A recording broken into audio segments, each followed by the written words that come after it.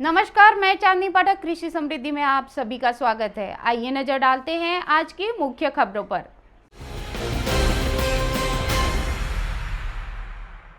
विपक्ष के भारी हंगामे के बीच महाराष्ट्र विधानमंडल के शीतकालीन अधिवेशन की शुरुआत सोमवार को हुई।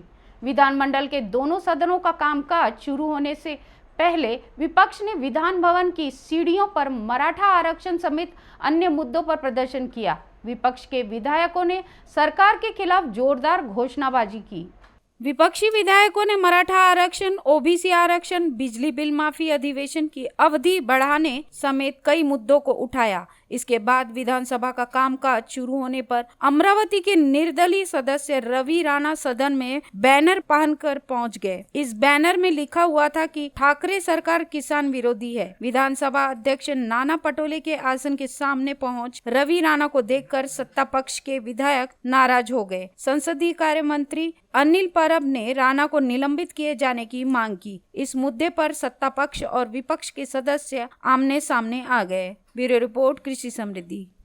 सर्दी के मौसम में वायु प्रदूषण के बढ़ते स्तर की समस्या सिर्फ राजधानी दिल्ली तक ही सीमित नहीं रही है। महाराष्ट्र के नागपुर, चंद्रपुर, औरंगाबाद, नासिक, पुणे सहित प्रमुख 10 शहरों में सर्दी के मौसम में पिछले साल के मुकाबले इस वर्ष वायु प्रदूषण का स्तर बढ़ गया है। हालांकि यह उम्मीद की जा रही है कि लॉकडाउन के कारण वायु प्रदूषण में कमी दर्ज होगी, लेकिन केंद्रीय प्रदूषण नियंत्रण बोर्ड के आंकड़ों के विश्लेषण के बाद यह बात सामने आई है।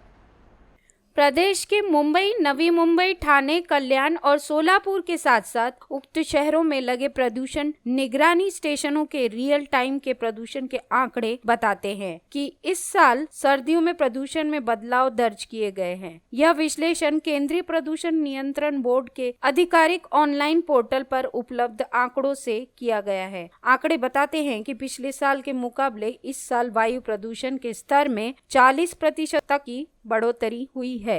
ब्यूरो रिपोर्ट, कृषि समृद्धि। नागपुर में कोरोना बीमारी के लिए अभी तक कोई वैक्सीन नहीं आई है। जिले में फिर से संक्रमितों की संख्या बढ़ गई है। संक्रमितों के इलाज के लिए सभी जगह व्यवस्थाएं बढ़ाई जा रही है। शासकीय वैद्यकीय चिकित्सा महाविद्यालय व अस्पताल में 1000 बेड की व्यवस्था की गई है। इसके साथ ही नॉन कोविड मरीजों के लिए सुपर स्पेशलिटी अस्पताल में सुविधाएं बढ़ाई जा रही है। सुपर में कुछ विभागों में वार्ड बढ़ाए जाएंगे। सुपर स्पेशलिटी अस्पताल में फिलहाल department of cardio vascular thoracic surgery और गैस्ट्रोएंट्रोलॉजी विभाग में मरीजों के भर्ती होने के लिए वार्ड है। साथ ही सर्जरी और अन्य सुविधाएं भी है। इसके अतिरिक्त न्यूरोलॉजी, एंडोक्रिनोलॉजी, नेफ्रोलॉजी, यूरोलॉजी की सिर्फ ओपीडी है और डायलिसिस की सुविधाएं भी है। इनमें वार्ड नहीं है। 3 वार्ड बनकर तैयार हो चुके हैं जो 2 से 3 माह में शुरू किए जाएंगे। इसके साथ ही 3 नई मंजिल तैयार की गई है। ब्यूरो रिपोर्ट, कृषि समृद्धि।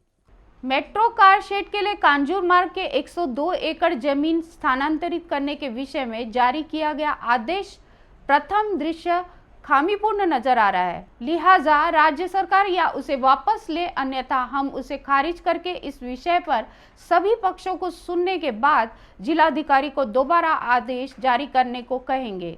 सोमवार को बॉम्बे हाईकोर्ट ने इस मामले की सुनवाई के दौरान मौखिक रूप से यह मत व्यक्त किया। हाईकोर्ट में जमीन स्थानांतरण के खिलाफ केंद्र सरकार की ओर से दायर याचिका सुनवाई चल रही है। याचिका में मुख्य रूप से उपनगर के जिलाधिकारी की ओर से जमीन स्थानांतरण को लेकर 1 अक्टूबर 2020 को जारी किए गए आदेश को चुनौती दी गई। याचिका में केंद्र सरकार ने दावा किया कि जमीन पर उसका मालिकाना हक है, इसलिए कलेक्टर की ओर से जारी किए गए आदेश अवैध है, इसलिए इसे रद्द कर दिया जाए।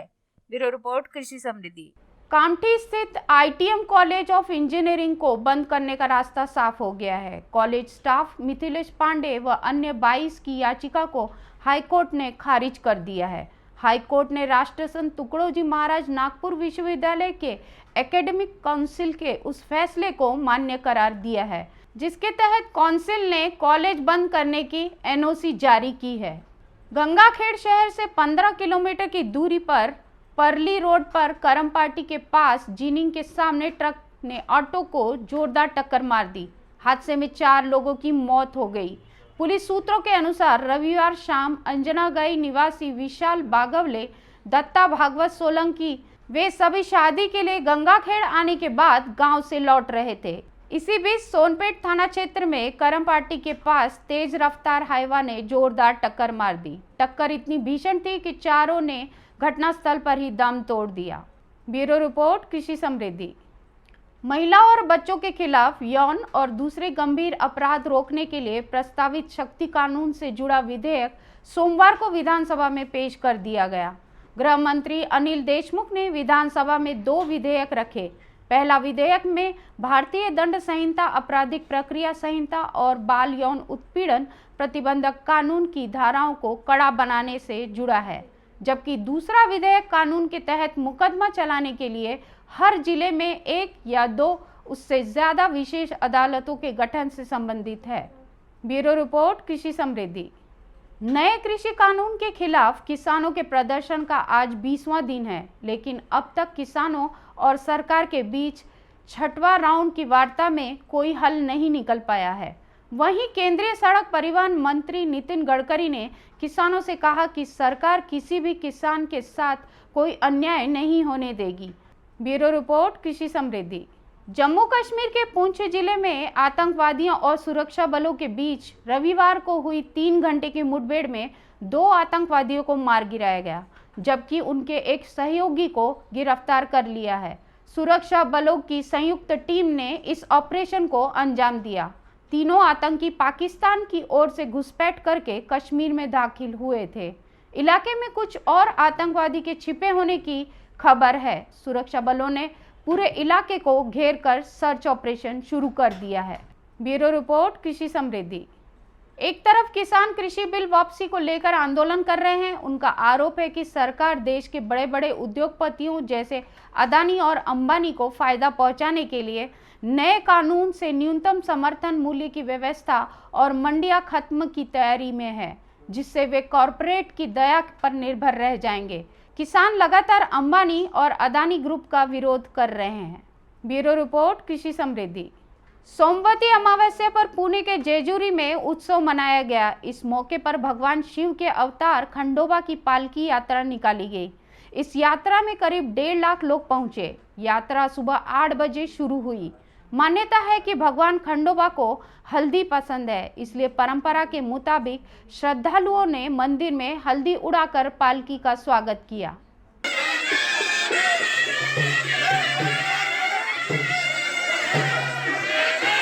दोपहर करीब 12 बजे खंडोबा की मूर्ति स्नान के लिए करहा नदी पहुंची, जहां नदी सूख जाने से स्नान के लिए टैंकर के पानी का उपयोग किया गया।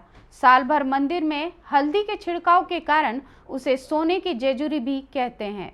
ब्यूरो रिपोर्ट, कृषि समृद्धि। मध्य प्रदेश के विदिशा में स्थित विजय मंदिर और भारत के नए संसद भवन की तस्वीर सोशल मीडिया में वायरल हो रही है। कई यूजर्स ने यह तस्वीर शेयर करते हुए लिखा है कि कई लोग कह रहे हैं कि भारत का नया संसद भवन अमेरिका के पेंटागन की नकल है।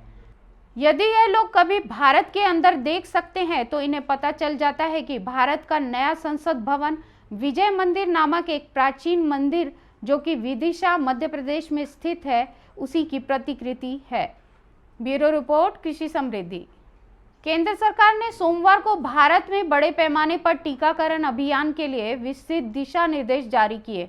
टीकाकरण अभियान के पहले चरण में सरकार लगभग 30 करोड़ लोगों का वैक्सीनेशन करने की योजना बना रही है। इसमें फ्रंटलाइन वर्कर और 50 वर्ष से अधिक आयु के लोगों का टीकाकरण होगा। इसके अलावा उन लोगों को वैक्सीनेशन होगा जो गंभीर रोग से ग्रस्त हैं। महामारी की स्थिति और टीके की उपलब्धता के आधार पर अंत में बाकी आबादी का टीकाकरण हो सकेगा। ब्यूरो रिपोर्ट, कृषि समृद्धि। इसी के साथ आज के मुख्य समाचार यहीं समाप्त होते हैं। तब तक के लिए देखते रहिए कृषि समृद्धि। नमस्कार।